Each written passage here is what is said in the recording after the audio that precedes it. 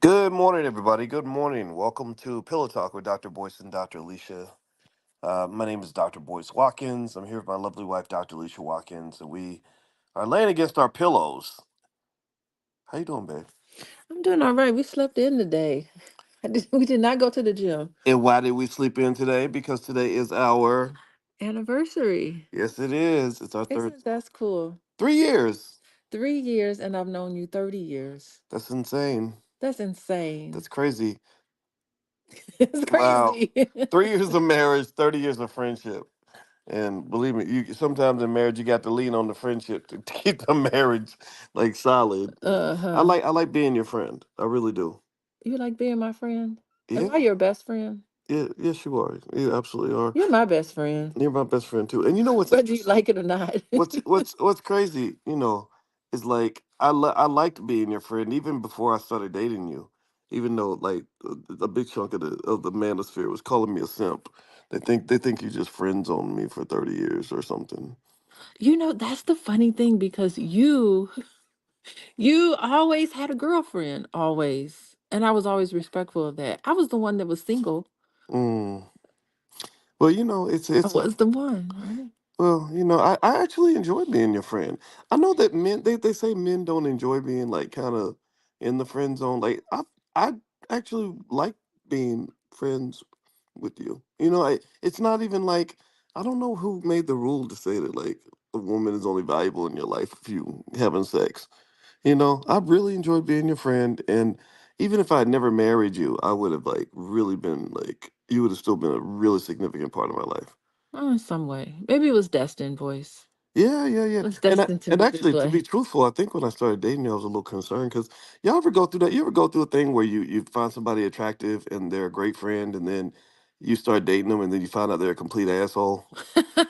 Like, that was my concern. I was like, what if she's just a like really mean girlfriend, And then the thing about it is like friendships are more flexible because, like you can have like a lot of different friends, but you can only have one like partner. You're only supposed to have one husband, one wife, right? So the stakes are just much, much higher.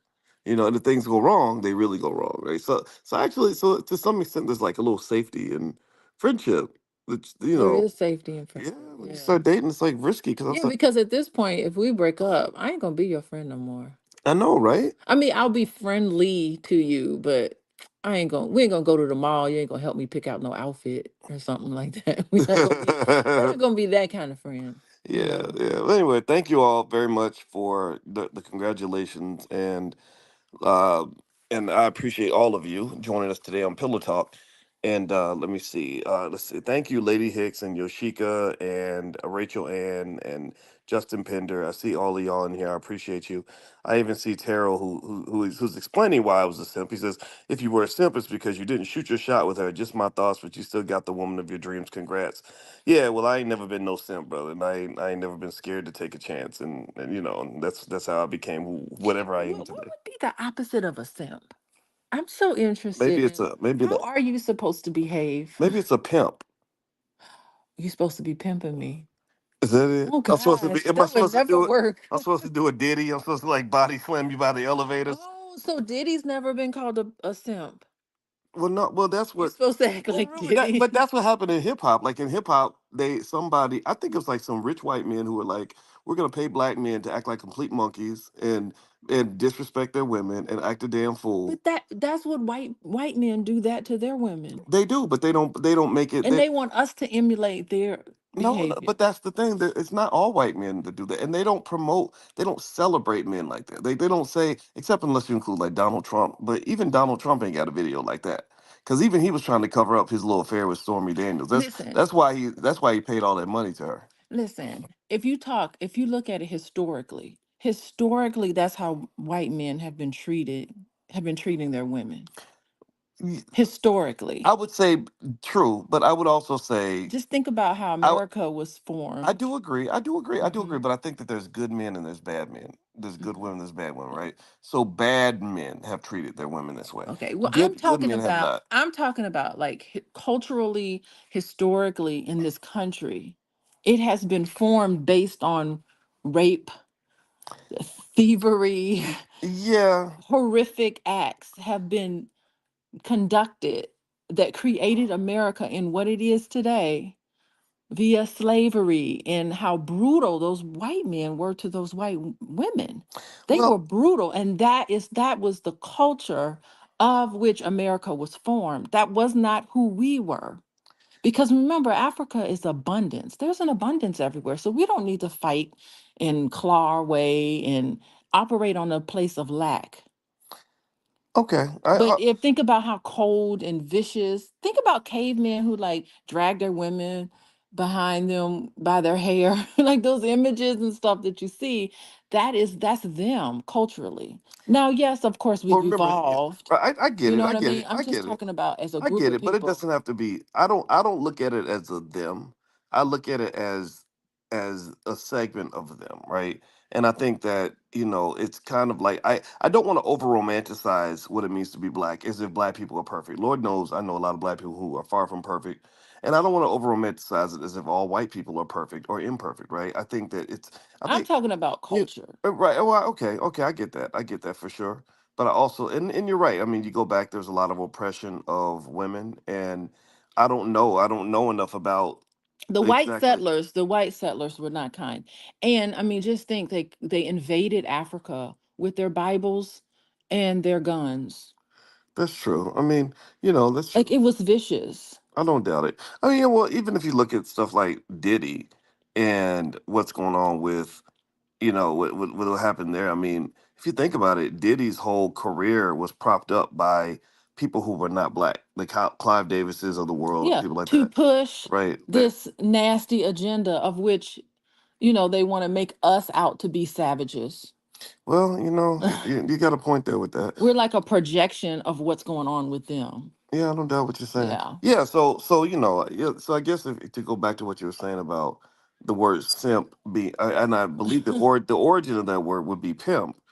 And it is interesting that when you look at hip hop culture, which was heavily influential on the black male community, there was an element back in the 1990s where pimp culture became a big part of hip hop. So it was kind of like, if you are not abusive to women, dismissive, disrespectful, non-committal, and just harmful to women, then you Hmm. weren't a real man, I right? mean, So if you yeah. show up, and let me finish this Hmm. point.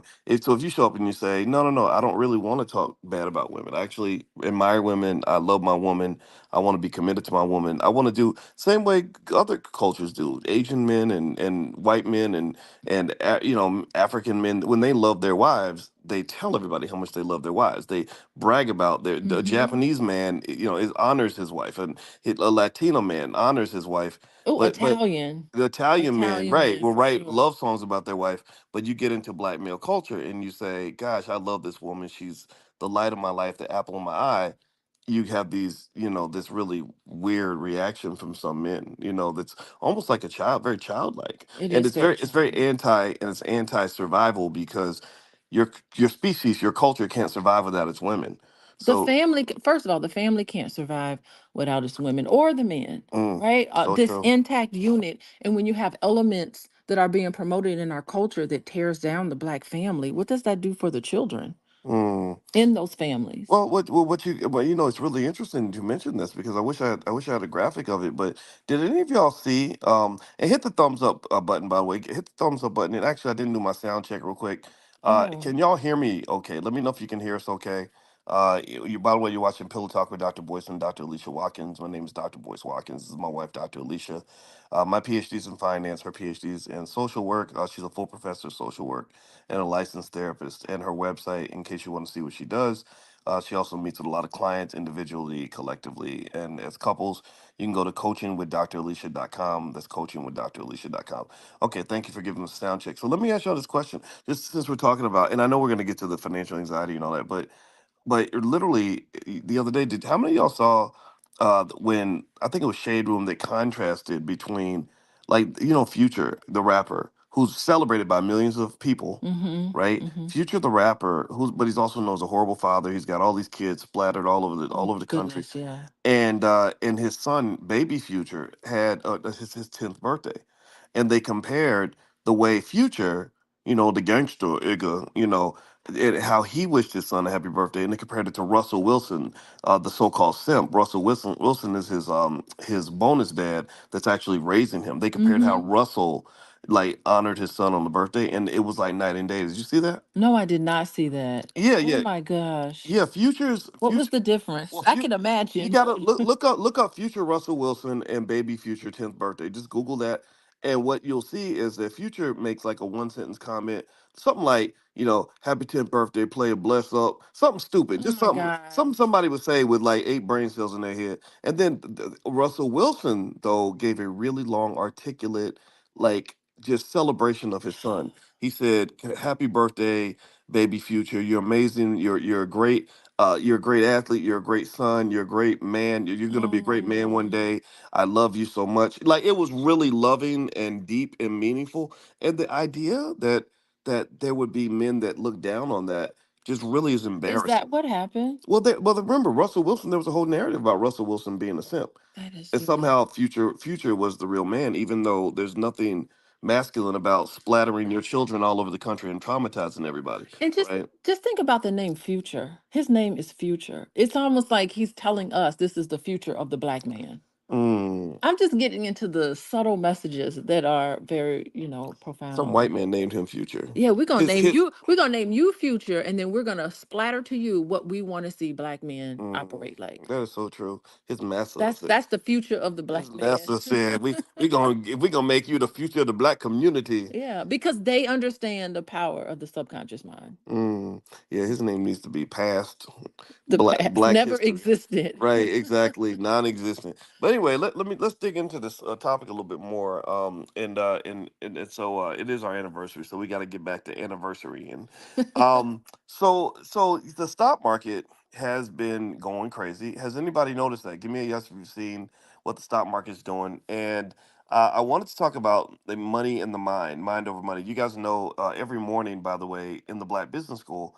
I do a private Zoom every morning at 10 a.m. That's actually free to the public. It's a free class on financial awareness training or economic awareness training, if you want to call it that. EAT, right? So, because I want you to eat. And the only way you can eat is if you know where the food is at. So, basically, in economic awareness training, we talk about how money affects the mind and financial psychology.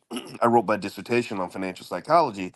And one of the things that is going on right now that I want to bring your attention to, and I'd like to get my wife's assessment of Yeah, this let me hear because what's going because on. you know a lot about psychology and you've been a therapist a long time, is that when the market is going crazy, when the market's shooting up like it's been shooting up, there's a lot of what Alan Greenspan, the chairman of the Federal Reserve, former chair, referred to as irrational exuberance.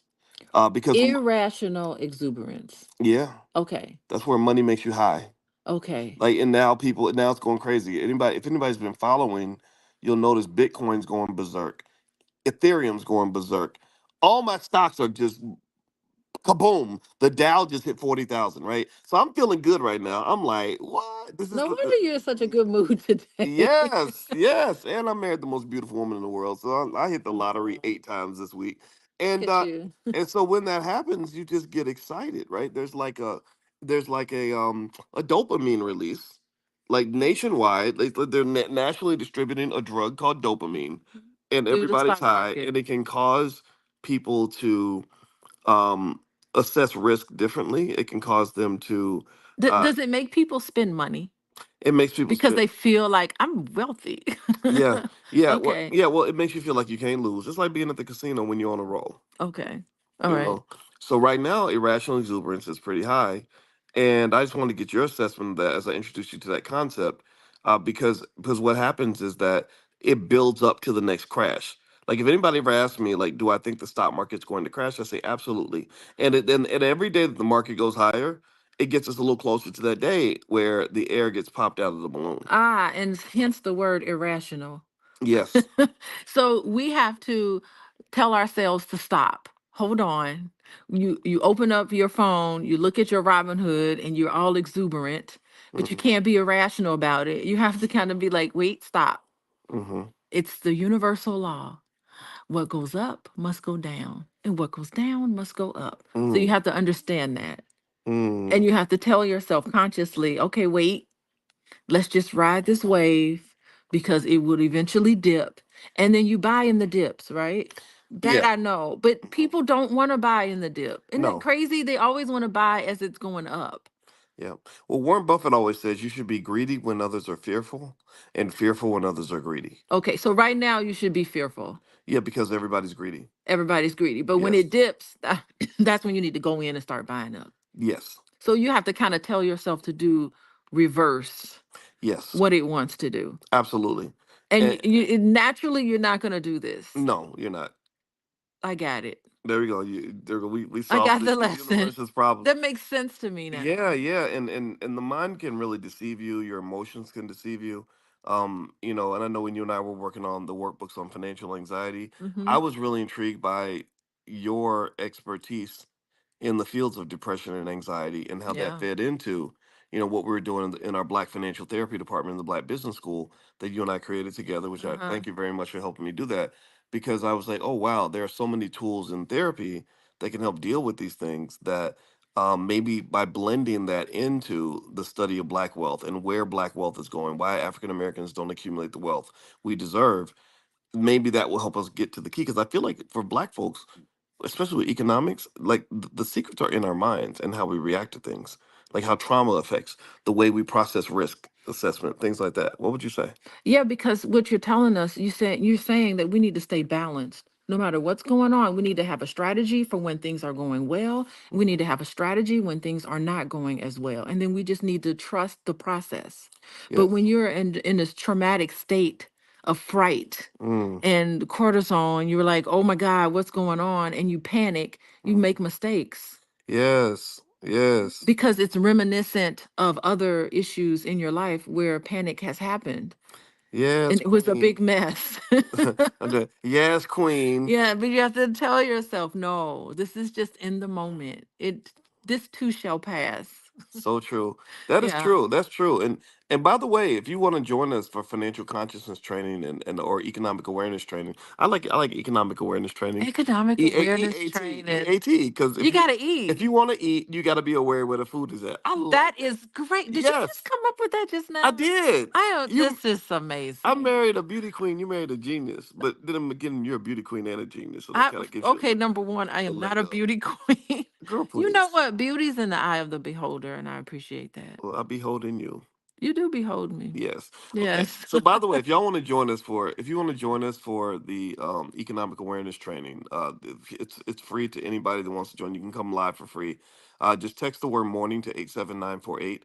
If you text morning to 87948, I'll send you an invitation. We're actually going to meet again this morning at 10 a.m. Eastern, and we do this every morning, 7 days a week. Bring your family, bring your kids, Look all at that you. stuff. Wait, so every morning you do a free class, basically? Yes. What do you talk about? We talk about all the things that make us economically aware and financially conscious. Think about it. If you're You give this away for free. I do because That's really something. this I was some love it. well, and it's something where I was like, I don't know. I feel kind of like it's weird that we want money and so many people want money, but they're not Mhm. even aware of how money works.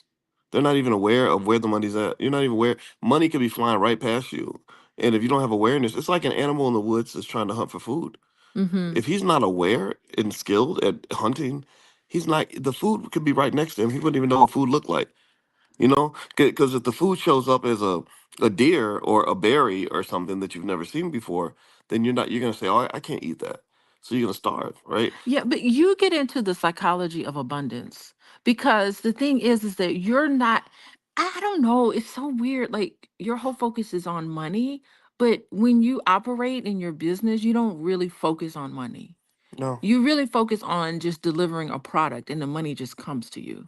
yeah. Like I don't think people understand. Like you have the Midas touch. Well, You have the Midas touch, but it's like you don't set out to make money, which I think is like really interesting. You set out because you want to be good at your craft and what you do and delivering your message. And that's all you focus on every day.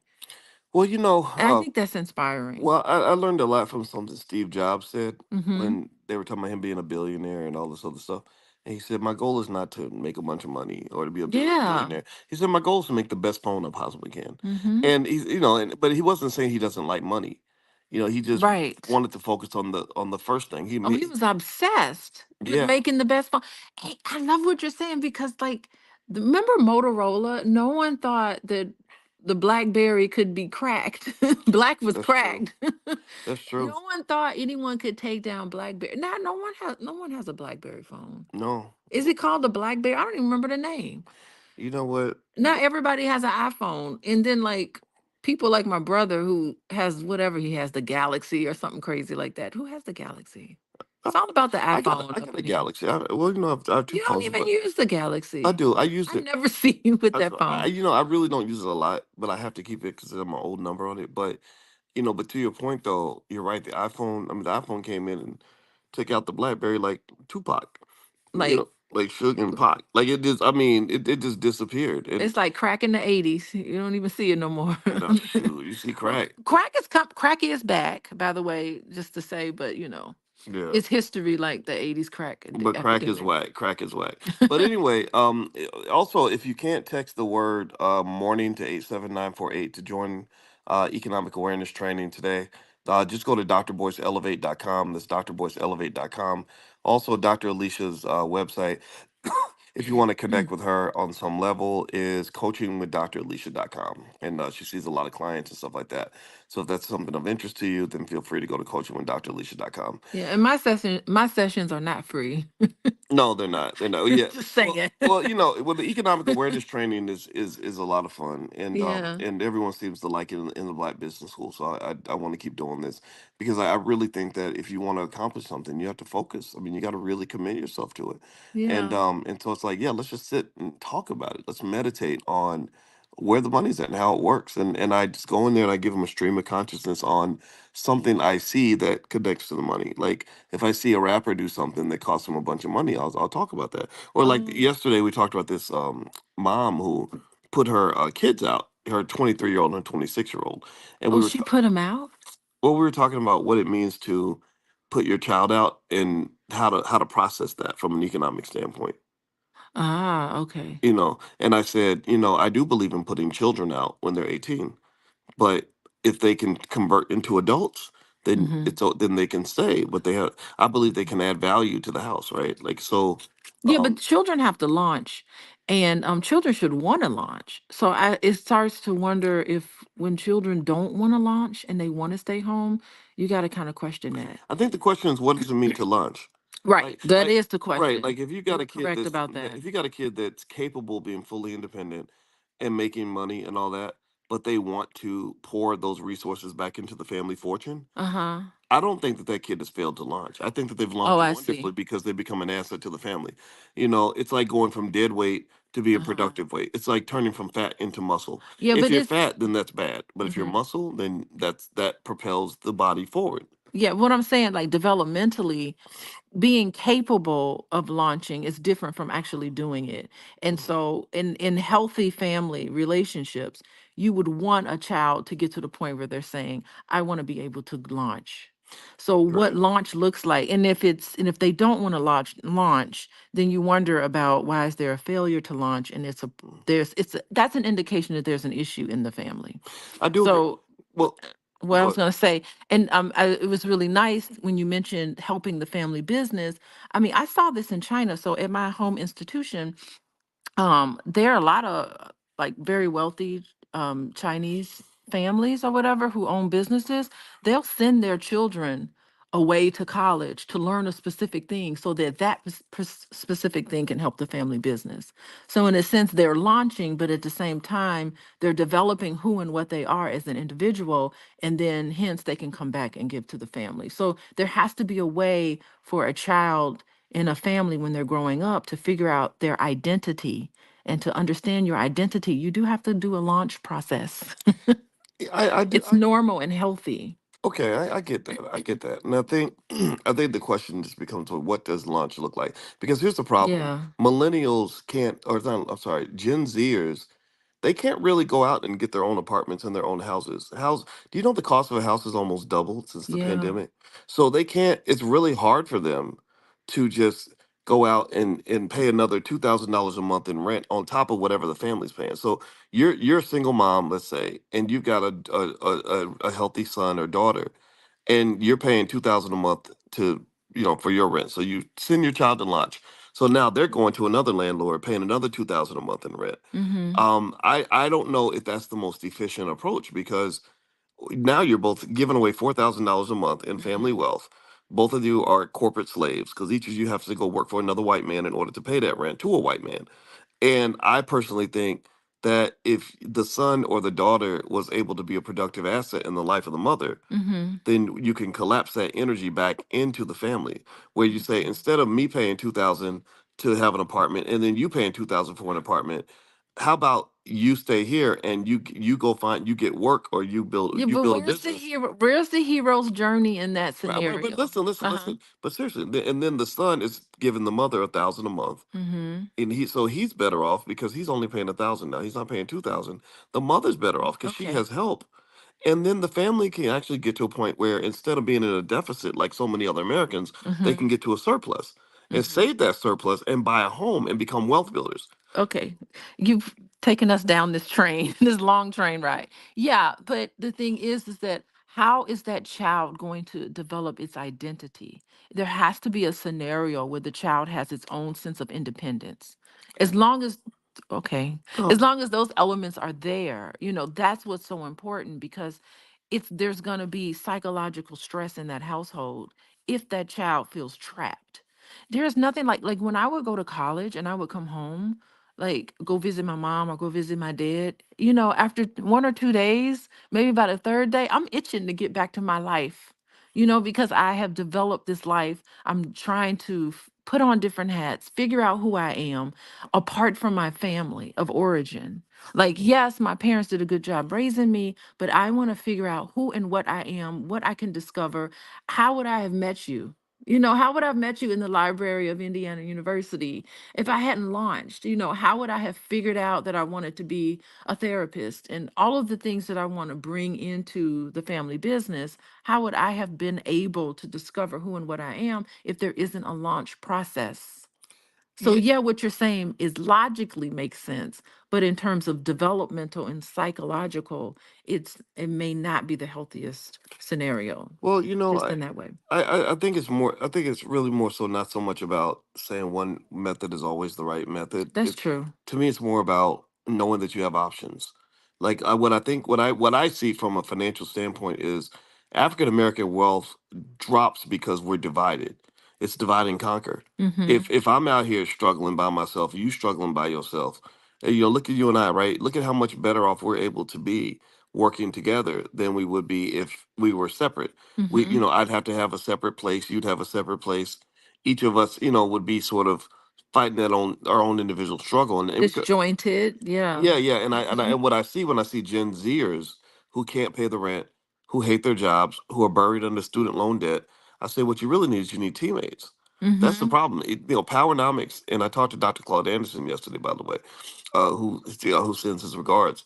Powernomics is a team. It basically says economics is a team sport, and so your family is your original team. And I don't know if we get that. I think that if the launch process involves isolating each other, you Oh, know, I see what you mean. yeah, I just, because Okay. even when I think about families, let me tell you one thing Dr. Anderson said to me yesterday that Mm-hmm. was really telling. Is um, he said, if you have children, that's the best blessing you can have. He said, because when you get older, you send all your kids out in the world, you launch them out the door, Yeah. and then when you get older and you really need somebody, there's Mm-hmm. nobody there.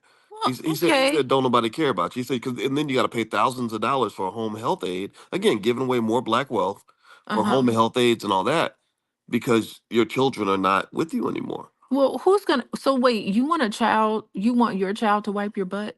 And it's not that I mean, the thing it's is you can not, well, still have a maybe home. not wipe your butt, but drive you to the hospital or cook food in the morning or, Okay. make sure you're Okay. okay. Like Because I think in many different ways, you're there for your parents. I'm here for my parents, my mother. I mean, you know what I mean? I don't know if you want to move them in, you can. I'm I would love to have Do people in do in you the know? house, Well, you know how I'm there for my parents? I Yeah, can pay thousands of dollars a month for their home health care. If right. I was a regular guy with a regular job, it would be much harder for me to be there for them living in another state. I would, Bless you. so, oh, Bless you. You sorry, got everybody. allergies today. I think so. Mm-hmm. Yeah, so I really think, and if you go to Asian families, they have three generations in the house. They have the Mhm. kids, the parents, and the grandparents, and they don't put their elders in nursing homes much. Now, one thing I know about Asian, because I have a contract with an Asian company, so But now I'm Filipino's different from Chinese though. it is, but this culture, it's Asian culture that you Okay. get, and they do have generations there. I know it's like they will take care of their family or their parents will move in, but that's after they've gotten married. So they do have a launch process, where they launch, they do whatever, they go to school, become a nurse, most of them nurse or medical professional, and then they come back and then they live with their parents, Okay. Well, we can. get married and do all that. Well, we should continue this debate later. It's not really a debate. It's It's just a yeah, it's conversation. almost 8 o'clock, and I have a surprise for you at 8 o'clock. So I Oh, actually have to get out of here, guys. But I want to say thank you all for listening to us. This is okay. Pillow Talk with Dr. Boyce and Dr. Alicia Watkins. My name is Dr. Boyce Watkins. This podcast is also on Spotify. So if you go to Spotify and look up my name, Boyce Watkins. You can find the podcast there. And also, if you want to follow up with Dr. Alicia, she sees clients on an individual basis, collectively, etc. You can go to coachingwithdralicia.com. And also, if you want to receive free stuff from Dr. Alicia, you can just text the word love to 87948. Text love to 87948. So have a good day, everybody. God bless you. Thank you so much for listening, and we'll check back in with you again soon. Take care. Okay, goodbye, everyone. All right. Bye bye.